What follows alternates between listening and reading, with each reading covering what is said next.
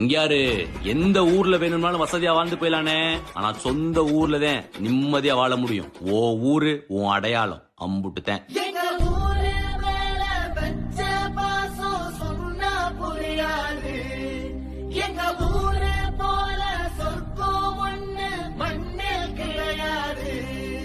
இங்க சாயங்காலம் வீசும் எழசார காத்து பேசும்.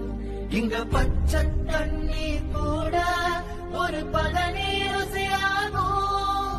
இந்த ஊரு எங்க உசுரு, இந்த மக்கள் எங்க உரல், இந்த பேட்டை எங்க கோட்டை. இனி கேளு எசப்பாட்ட. ஒரு மேல பச்ச பாசம் சொன்னா புரியாது. எங்க ஊரு போல சொர்க்கம் ஒண்ணு மண்ணில் கிடையாது.